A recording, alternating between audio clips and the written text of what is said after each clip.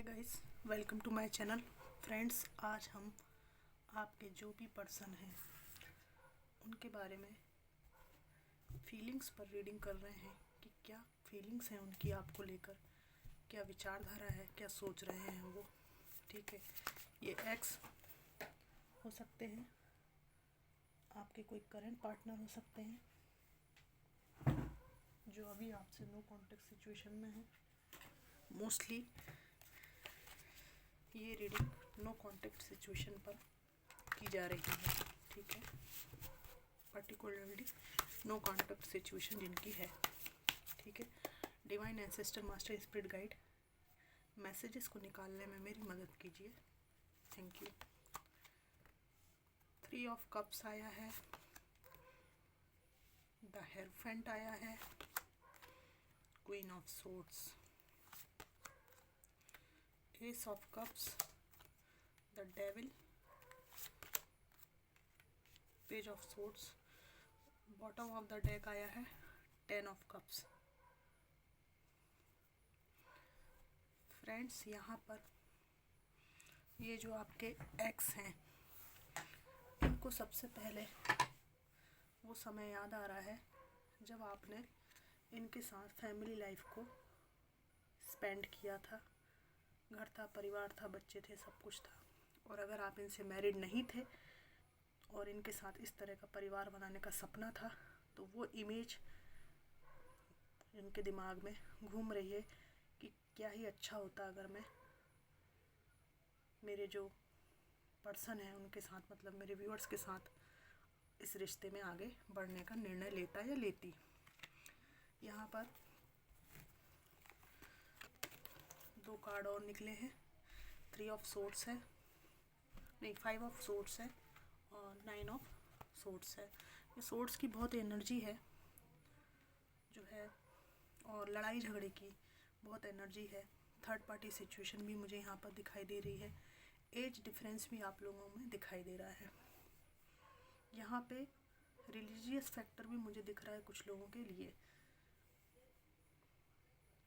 इनकी फीलिंग्स में सबसे पहले पास्ट की यादों में खोए हैं ये व्यक्ति, और इन्होंने आपका हाथ हाथ में लेकर, ऐसा फील होता है कि कुछ वादे किए थे।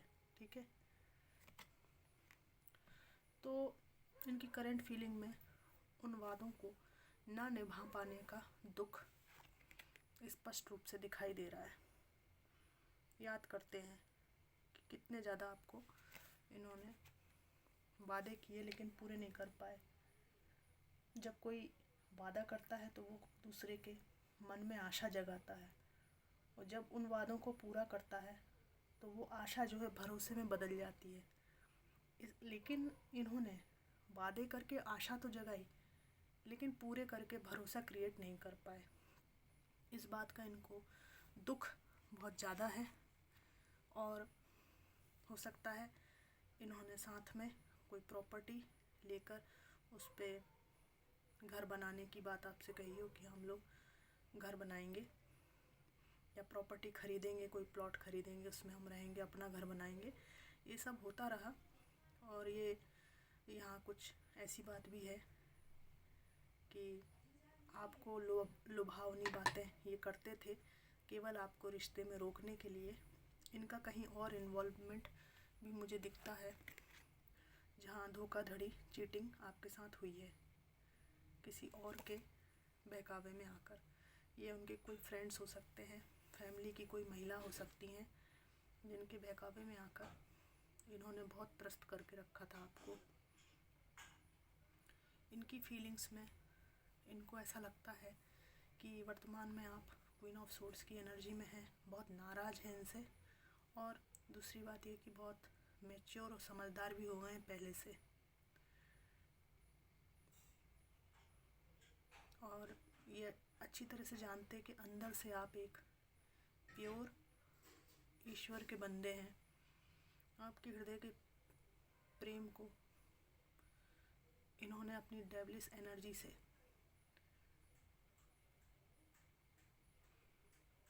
डिस्ट्रॉय करने की कोशिश की है पास्ट में।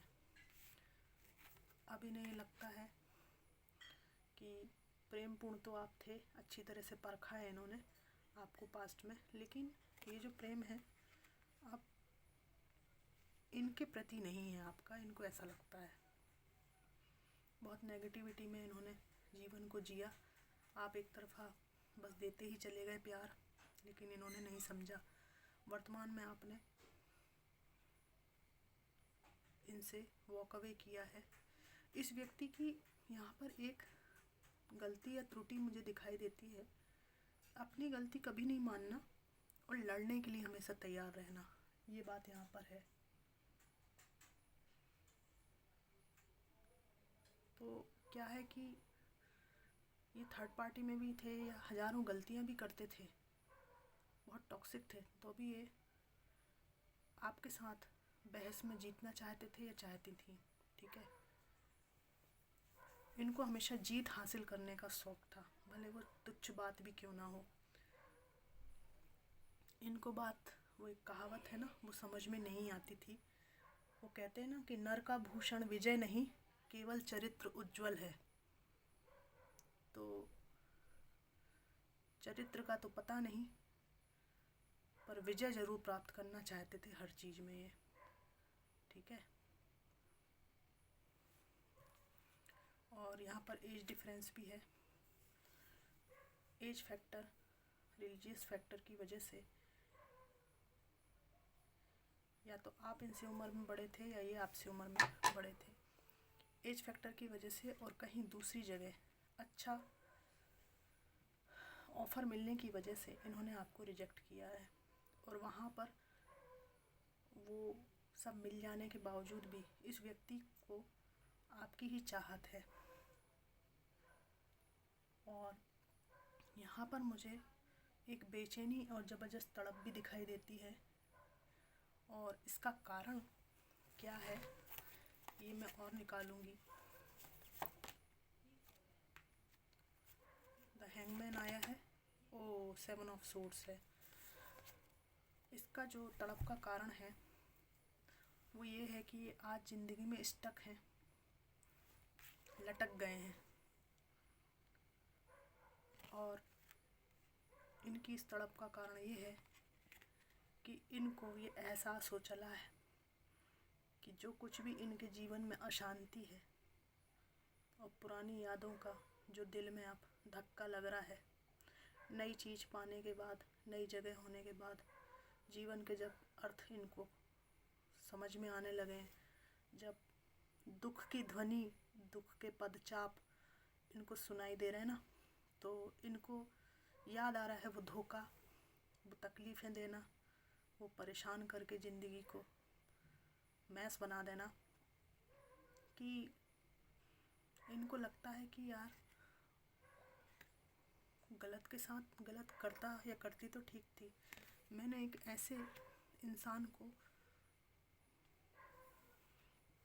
इतना दुख दे दिया है कि अब मैं नज़र मिलाने लायक भी नहीं हूँ। फॉर सम ऑफ यू बहुत गहरा प्यार था आपके बीच में, ठीक है, लेकिन ओवर कॉन्फिडेंस में आकर इन्होंने आपको फॉर ग्रांटेड लिया है पास्ट में, और किसी के इन्फ्लुएंस का भी यहाँ पर दिख रहा है मुझे कि आपको बहुत बुरी हालत में छोड़कर, या तो उस वक़्त इनको आपकी ज़रूरत नहीं थी, या आपके पास कुछ ऐसी स्थितियाँ थीं जो इनको लगा कि अगर पकी पकाई संपन्नता मिले, पका पकाया स्टेटस मिले तो ठीक है, वरना ये व्यक्ति मेरे किस काम का है, इस टाइप की कोई सोच भी यहाँ पर हो सकती है। और उस टाइम आपको इनकी सबसे ज़्यादा ज़रूरत थी। और सम ऑफ यू, कुछ लोगों को कोई हेल्थ इशू था जिसके ठीक होने की कोई गुंजाइश नहीं थी। इस व्यक्ति ने कुछ दिन तो आपको हेल्प की है, मदद की है उससे उबरने में, लेकिन जैसे ही इस व्यक्ति को समझ में आया है कि अरे यार ये तो कभी ठीक नहीं होने वाला, ये तो लाइलाज है या बहुत ही एफर्ट्स इस व्यक्ति को ठीक करने, मतलब मेरे व्यूअर्स को ठीक करने में लगेंगे, तो ये पलायन करके भागे हैं। देख रहे हैं आप इस कार्ड में पीछे ये व्यक्ति है ना, ये भाग रहा है इनको मरती हुई, मरणासन्न अवस्था में छोड़कर। तो भागे हैं ये बुरी तरह से। और वो जो दौर था ना, वो आपने गुजार दिया। अब आप सक्षम हो चुके हैं, और वो जो हेल्थ इशू था वो काफ़ी हद तक आपका रिकवर हो गया है। तो इस व्यक्ति को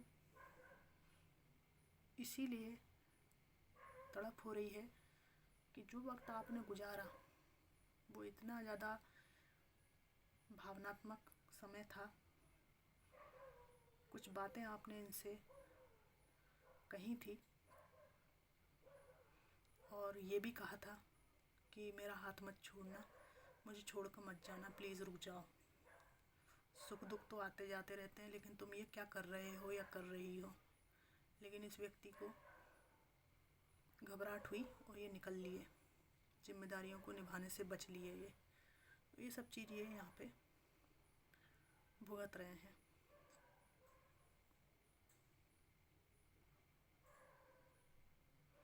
इनको आपकी यादों से अब मोहब्बत है, एहसास हो चला है इनको।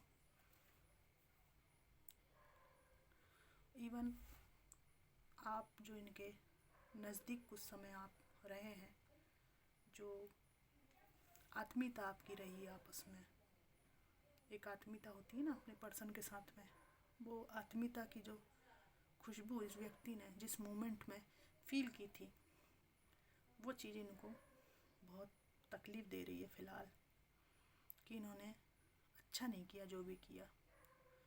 फॉर सम ऑफ यू यहाँ पर एक बात और है कि इन्होंने साफ साफ आपसे कहा था, कोई पर्टिकुलर चीज़ का इन्होंने कहा था कि ये चीज़ आपके पास नहीं है ना, इसलिए आप मेरे साथ इस रिलेशनशिप को, इस रिश्ते को ना रखें, मैं नहीं रख सकता या रख सकती।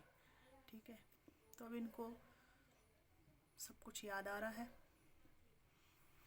अब मैं इनके कुछ मैसेजेस ज़रूर निकालना चाहूँगी कि ये क्या कहना चाहते हैं। Divine ancestor master spirit guide गुरुदेव जी, मुझे मैसेजेस को निकालने में हेल्प चाहिए आपकी। Thank you. I am stuck in vision of us together, यही कार्ड आया था ना, जो इनका यादें हैं, विज़न है, सबसे पहले आई थिंक सबसे पहले ये कार्ड आया था, उसमें स्टक हैं। वो जो समय था, मैसेज में भी इन्होंने वही कह दिया आके, why can't I tell you the truth, मैंने तुमको सच क्यों नहीं बताया। तो झूठ बोला है, ठीक है, कुछ छुपाया है। You are too nice, I don't deserve your kindness. मैंने कहा ना, आप एक तरफा एफर्ट्स डालते रहे, मासूम थे आप, चाहत के कारण आप बहुत कुछ झेलते गए। तो ये मानते हैं, आप दुखी होकर कह रहे हैं कि आप लोग बहुत ही अच्छे इंसान हो, ये आपकी दया दृष्टि को डिज़र्व नहीं करते। I wish I could be fully honest with you. मैंने बोला ना, झूठ कपट थर्ड पार्टी सिचुएशन हो सकती है। Will this pain ever stop, मैंने कहा ना कि ज़बरदस्त तड़प हो रही है इनको। I was hurt by you, इनका ये कहना है कि तुमने भी मुझे हर्ट किया है, या तो आपने इनसे कुछ तीखी तीखी बातें कही उस टाइम पे, या ये भी हो सकता है कि इनको कुछ ऐसी बातें आपके बारे में बताई गई हों जिससे उस टाइम पे ये हर्ट हुए हों। अब उनकी सच्चाई सामने आ रही है उन बातों की। I wish I could understand you, ठीक है, ये कह रहे हैं कि काश मैंने तुम्हें उस समय समझा होता कि सच क्या है, काश तुमसे ही पूछ लिया होता। You are so different from everyone around me, तुम मेरे आसपास के सभी लोगों से बिल्कुल अलग हो, ठीक है, लोग इनको समझते नहीं हैं, मुझे ऐसा लगता है। तो ये इनके मैसेजेस हैं तो इसी एहसास पे मुझे एक शायरी याद आ रही है, वो मैं कहना चाहूँगी कि तुमसे मिलना तो एक ख्वाब लगता है, इसलिए मैंने तेरे इंतज़ार से मोहब्बत की है, तेरे लिबास से मोहब्बत की है, तेरे एहसास से मोहब्बत की है। तू मेरे पास नहीं फिर भी तेरी याद से मोहब्बत की है। कभी तूने भी मुझे याद किया होगा, मैंने उन लम्हों से मोहब्बत की है जिनमें हो सिर्फ़ और सिर्फ तेरी मेरी बातें। मैंने उन अल्फाज से मोहब्बत की है जो महकते हों तेरी मोहब्बत से। मैंने उन जज्बात से मोहब्बत की है। तो इस शायरी के अकॉर्डिंग ही इनकी मिक्स फीलिंग्स भी यहाँ पर मुझे दिखी हैं। ये इनकी भावनाएं हैं, देर आए दुरुस्त आए, तड़प क्या होती है इनको समझ में आ रही है। लेकिन इसका मतलब ये नहीं कि आप भावुकता में कुछ गलत निर्णय ले लें जो आपको पिछले पास्ट की तरह फिर से स्टक कर दे। अपनी विवेक शक्ति का इस्तेमाल करते हुए अपनी लाइफ में डिसीजंस लेने हैं, ठीक है। आप लोग वैसे ही बहुत स्ट्रॉन्ग लोग हो, काफ़ी इम्प्रूवमेंट आपने अपनी लाइफ में किया है, और ये जो इम्प्रूवमेंट मैं अपनी रीडिंग्स में, मैसेजेस में प्राप्त करती हूँ, मुझे जो फील होता है, ये जो इम्प्रूवमेंट है इसमें आपको किसी ने सहयोग नहीं किया है। ये धोखा खाकर, परेशानी झेलकर आप लोग यहाँ तक पहुँचे हो। तो जब आप इतने मजबूत हो ही चुके हैं तो एक गलत निर्णय की तरफ फिर से मूव करना समझदारी नहीं होगी। बाकी इट्स अप टू यू कि आप लाइफ में क्या डिसीज़न लेना चाहते हैं। पर मैं बस यही कहना चाहूँगी, आपको जिस स्थिति में सबसे बेहतरीन महसूस होता है, जो आपका दिल कहता है कि हाँ अब मैं सुकून में हूँ, वो स्थिति सबसे बेहतरीन है। दिलो दिमाग सुकून में होना चाहिए, ये मेरा मानना है। भले आप अकेले में सुकून पाएँ तो वो बेस्ट स्थिति है आपकी, सबसे बेहतरीन। फिर आप ये ना सोचें कि कोई होना चाहिए, क्योंकि किसी के व्यवधान से आपका एकांत प्रभावित हो सकता है। तो जहाँ सुकून मिले, मन को चैन मिले, वहीं पे रहना, वहीं पे स्थिरता प्राप्त करना बहुत ज़रूरी है। मेरे व्यूअर्स कहते हैं कि आप दिखती कैसी हो, तो कुछ शॉर्ट्स डले हुए हैं, उसमें आप देख सकते हैं, है ना। बहुत पुराने शॉर्ट्स हैं वैसे, तो आप देखना चाहें तो देख सकते हैं। और ये रीडिंग आज इतनी ही है। इस रीडिंग को इतनी शांति से, धीरज से सुनने के लिए आपका बहुत बहुत धन्यवाद। ये कितनी आपको रेजोनेट करी ये ज़रूर बताइएगा। ये एक जनरल कलेक्टिव रीडिंग है, ज़रूरी नहीं कि हर व्यक्ति को ये रिलेट हो। जितना पार्ट रिलेट करे उतना ले लीजिए, बाकी को आप छोड़ सकते हैं। रीडिंग देखने के लिए धन्यवाद। खुश रहिए, स्वस्थ रहिए। Thanks for watching.